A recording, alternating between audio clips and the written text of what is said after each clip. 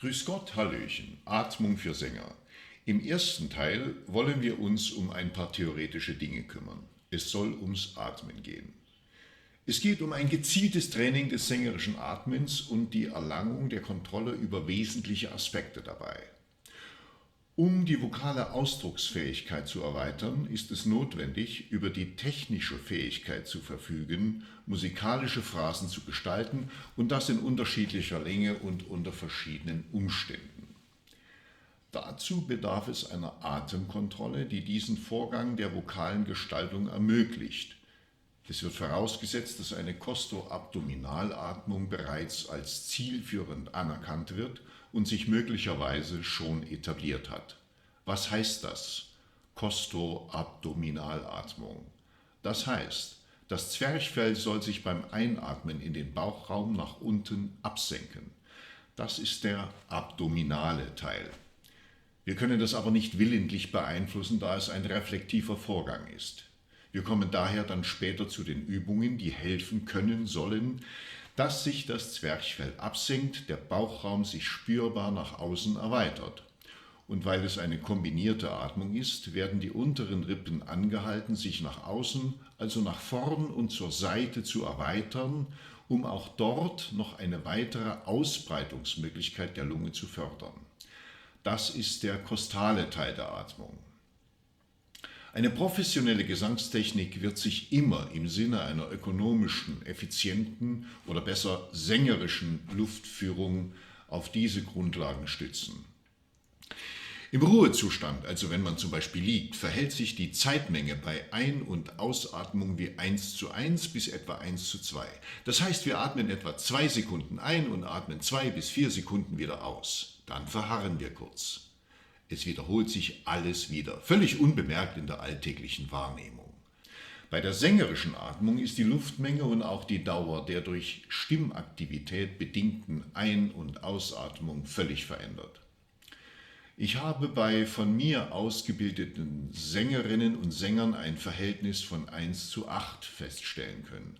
Das heißt, sie atmen 3 Sekunden tief ein und können bis zu einem Wert von ca. 25 Sekunden singen. Singen heißt aber hier nicht nur Stimmaktivität im Sinne von Vokalen, wo die Luft in Relation zur künstlerischen Gestaltung eher gleichmäßig strömen soll, sondern auch die Einbeziehung von Konsonanten mit wesentlicher, plötzlicher Druckänderung und Strömungsveränderungen des Luftflusses bis zur vollständigen Unterbrechung der Luftströmung bei Explosivlauten mit Verschluss der Lippen und anschließender plötzlicher Luftfreisetzung. Für eine reine kontrollierte Ausatmung auf Zischlauten oder Summen auf Nasalkonsonanten, also M oder N, gibt es bei von mir ausgebildeten Sängern beobachtete Maximalwerte bei über 60 Sekunden, abhängig von körperlichen Gegebenheiten und Training. In den folgenden Videos habe ich von mir in Wien unterrichtete Sängerinnen mit längeren Atemphrasen aufgezeichnet, die schon sehr beachtlich sind. Da bewegen wir uns zwischen 11 und 16 Sekunden, was eine untrainierte Sängerin wahrscheinlich spontan nicht bewältigen könnte. Schauen wir uns das gemeinsam an.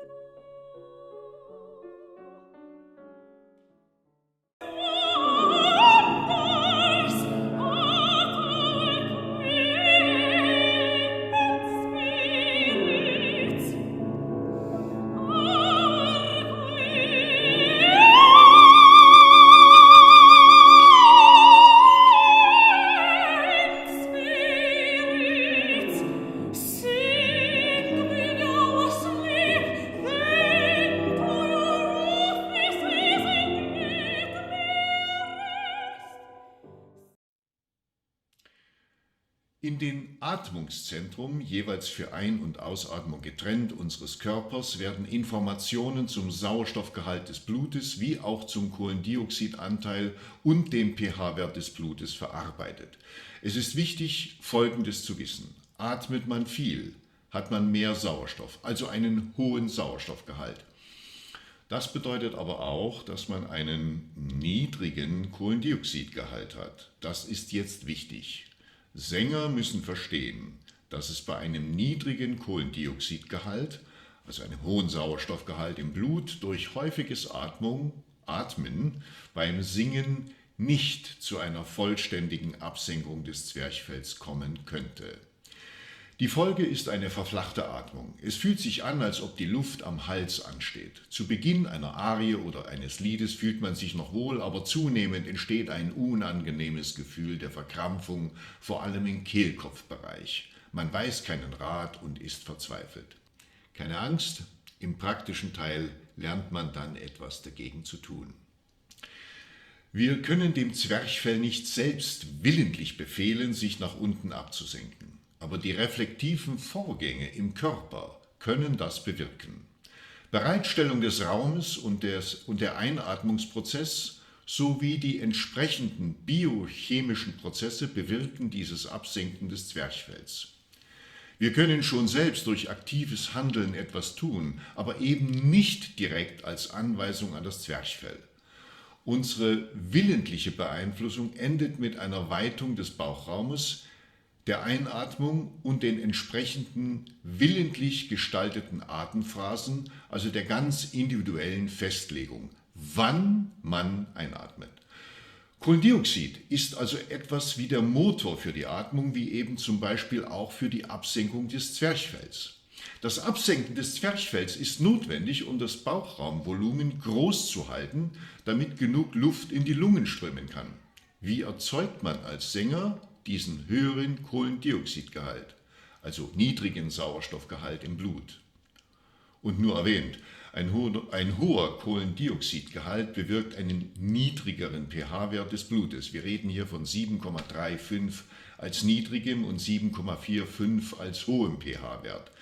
Man atmet sorgfältig kontrolliert Luftmengen ein und aus. Lange Gesangsphasen helfen hier, einen guten Zustand zu erreichen. Man sollte es dringend vermeiden, nach kurzen Phrasen zu atmen, wenn man nicht doch die nächste und auch noch die folgende Phrase mit der gleichen Einatmungsluft bedienen könnte. Ein Beispiel. Jeder kennt In der Fremde aus dem Liederkreis von Robert Schumann, aus der Heimat hinter den Blitzen rot. Man beginnt zu singen und mitten im Lied kommt eine lange Textphrase.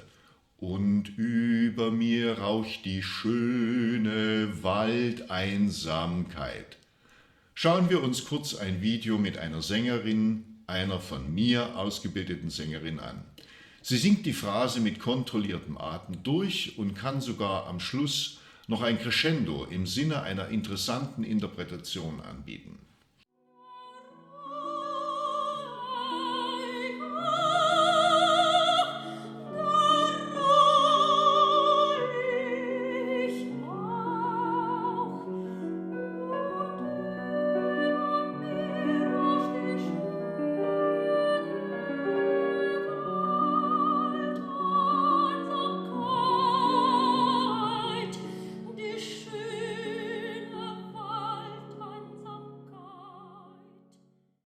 Ich habe kurz auf YouTube recherchiert. Es waren insgesamt 32 Live-Videos zu sehen. 24 Sängerinnen und Sänger haben vor dem Wort Waldeinsamkeit geatmet. 8 Sänger und Sängerinnen haben nicht geatmet und durchgesungen. Unter anderem auch der mit allen Prädikaten eines Weltstars ausgestattete Bryn Terfel. Man ist nicht, und das ist ein guter Zeitpunkt, das wieder mal anzumerken, automatisch ein Sänger von Weltformat, wenn man technische Prozesse beherrscht. Aber es kann auf dem Weg, einer zu werden, etwas helfen. Mit Sicherheit kann es nicht schaden. Und auch wichtig anzumerken, wenn man diese Prozesse dann beherrscht, haben sie sich im Körper bereits automatisiert und den gewünschten Beitrag zur Verbesserung der Technik geliefert und man kann sie dann einsetzen oder auch nicht, ganz nach Belieben. Man lernt auch nur in den seltensten Fällen bei nur einem Gesangslehrer alles, was man selbst zum Singen braucht. Viele meiner ehemaligen Schüler sind ihren Weg ins Leben gegangen und haben sich weiterentwickelt. Bei manchen ist dann noch präsent, wie das mit der Atmung sein soll. Bei anderen wird es möglicherweise gar nicht mehr bewusst angewendet, weil es sich ja auch schon automatisiert hat und andere Ideen zur vokalen Gestaltung sind in den Vordergrund gerückt. In jedem Falle haben Sie alle einen Rucksack voll mit Informationen mitgenommen, mit denen Sie bei Bedarf arbeiten können. Eine Kuriosität am Rande, weil mir gerade der Liedzyklus von Schumann im Kopf noch herumwandert. Das einzige Lied, das ich kenne, was man auf einem Atem singen könnte, ist Die Rose, die Lilie, die Taube, die Sonne. Das sollte in 20 bis 22 Sekunden ohne zu atmen zu schaffen sein. Künstlerisch absolut nicht relevant, aber eine schöne technische Übung. Das fehlende Absenken des Zwerchfells durch eine nicht gesangskonforme Atmung, durch zum Beispiel zu viel Sauerstoff, also zu häufiges Atmen beim Singen oder nicht zielgerichtete Kosto-Abdominalatmung, führt zwangsläufig auch zu einer Minderung des Unterdrucks in der Lunge, weil der Brustraum nicht in genügendem Maß erweitert wird und die Lunge sich nicht entsprechend ausdehnen kann. Eine Veränderung des subglottischen Drucks ist die Folge. Es wird sich wahrscheinlich negativ auf die Tonerzeugung auswirken. Zu beachten ist, dass der subglottische Druck, also der stimmgebende Druck, da er die Stimmlippen zum Schwingen bringt, in Korrelation von Ausatmungsdruck zur Stimmlippenspannung steht. Ein Gleichgewicht beider Kräfte ist entscheidend für eine künstlerische Gestaltung auf hohem Niveau, wie auch für eine gesunde Stimmgebung. Zu hoher subglottischer Druck ist für einen Gesangspädagogen wahrscheinlich einfacher positiv zu beeinflussen als zu wenig. Das ist meine ganz private Meinung aus über 40 Jahren Unterrichtstätigkeit. Was man vor allem trainiert, wenn man Atemtraining wie in folgendem ausführt, sind einerseits muskuläre wie auch mentale Prozesse. Aber es trainiert auch die Toleranzfähigkeit des Körpers für Kohlendioxid im Körper.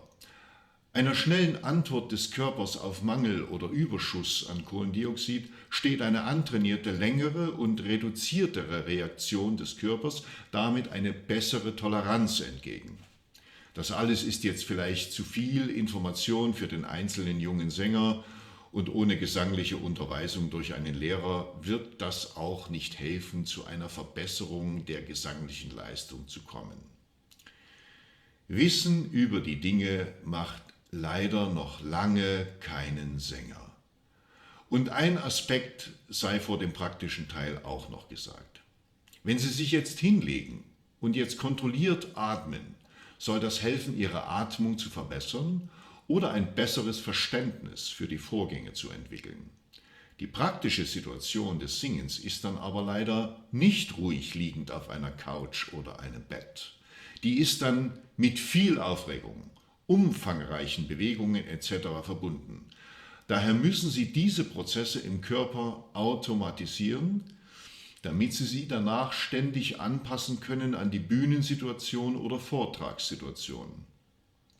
Sie müssen einen für sich nachvollziehbaren dynamisch-motorischen Stereotyp entwickeln, einen bestimmten Algorithmus in der Abfolge von körperlichen Prozessen mit immer den gleichen gewünschten und antrainierten Folgeerscheinungen im Körper. In der Folge werden nach Herausbildung einer festen Anordnung von Reizen, Reflexen und Reaktionen auch einzelne Elemente der trainierten Abfolge fehlen dürfen und aber trotzdem zum erwünschten Erfolg führen. Das ist das erklärte Ziel. Beim Einatmen wird der Kehlkopf durch die Einatmungsmuskulatur, zu der auch der Trachealzug gehört, nach unten gezogen. Beim Singen tiefer Töne ist der Kehlkopf ebenfalls in einer Tiefstellung, was durch den Trachealzug unterstützt wird. Im Normalfall sind tiefe und mittlere Töne also mit einer Tiefstellung des Kehlkopfs verbunden. Bei hohen Tönen ist der Kehlkopf in einer höheren Position zu finden. Nun bietet aber eine entspannte und tiefe Kehlkopfstellung einen besonders interessanten Klang, der voll und warm klingt. Ein höherer Kehlkopfstand ist für hohe Töne scheinbar unabdingbar, aber wie hoch, das muss man eben herausfinden. Das ist ein sehr flexibler Vorgang. Wir haben also ein Dilemma mit den hohen Tönen und der tiefen Kehlkopfstellung durch den Trachealzug nach dem Einatmen. Das ist regelrecht. Aber für Sänger wäre es eben besser, wenn der Kehlkopf aus klanglichen Gründen nicht sehr hoch positioniert ist. Nach dem Einatmen muss man beim Singen hohe Töne, die 5-fache Kraft, dem gerade durch den Trachealzug nach unten gezogenen Kehlkopf entgegensetzen, um die notwendige höhere Kehlkopfstellung zu erreichen. Keine sehr hohe, die vielleicht natürlich wäre, sondern eine höhere aus gesanglich-klangästhetischen Gründen. Also Bewegen des Kehlkopfes nach oben zur Tonproduktion hoher Töne gegen die Einatmungsabwärtsbewegung des Kehlkopfes durch den Trachealzug. Die nicht allzu hohe Position des Kehlkopfes wollen wir haben, weil wir das schöner finden. Was kann man tun, um dem ganzen Dilemma entgegenzuwirken? Nicht atmen vor einem hohen Ton. Um das umsetzen zu können, müssen Sie über genügend Atemreserven verfügen, um den notwendigen subglottischen Druck bei höher gestelltem Kehlkopf noch entwickeln zu können, um einen hohen Ton singen zu können. Das geht leider ohne Atemtraining gar nicht. Wenn Sie kurz vor einem hohen Ton atmen, müssen Sie eben die 5-fache Kraft aufwenden, um den Kehlkopf aus der Tieferstellung in die höhere Position zu bewegen. Tun Sie das nicht. Atmen Sie kurz vorher, falls das geht, singen eine Phrase und binden den hohen Ton in diese Phrase ein. Sparen Sie viel Aufwand und gewinnen möglicherweise eine unverkrampfte Öffnung und Lockerheit der Stimme. Aber da müssen Sie einfach Luftreserven in der unteren Bauchgegend vorher einlagern, die Sie benutzen können, also strömen lassen können. Wie viel Lungenvolumen Sie tatsächlich Ihrer Stimme anbieten können, ergibt sich aus der allgemeinen Formel Körpergröße mal den Faktor 2,5. Also wenn Sie 1,70 Meter groß sind und dann mal 2,5 rechnen, ergeben sich ca. 4,25 Liter Lungenvolumen. Das bedeutet aber praktisch gesehen nicht viel, weil das ja abhängig von der Länge Ihrer Stimmlippen ist, wie viel Luft Sie abgeben. Eine sehr hohe Sopranistin wird möglicherweise bei einem etwas über 1 Zentimeter in der Stimmlippenlänge liegen und ein sehr tiefer Bass wird eine Stimmlippenlänge von etwa 2,5 Zentimetern haben. Das ist dann wieder wichtig, wie viel Menge an Luft Sie für diese Öffnungsweite zur Verfügung stellen müssen, um den notwendigen subglottischen Druck zur Klangerzeugung aufbauen zu können. Bei 2,5 cm Öffnungsweite weht ein anderer Wind als bei 1 cm. Das alles kann man vielleicht üben. Ich glaube aber eher nicht. Man braucht dazu sicher die erfahrenen Ohren eines Gesangspädagogen.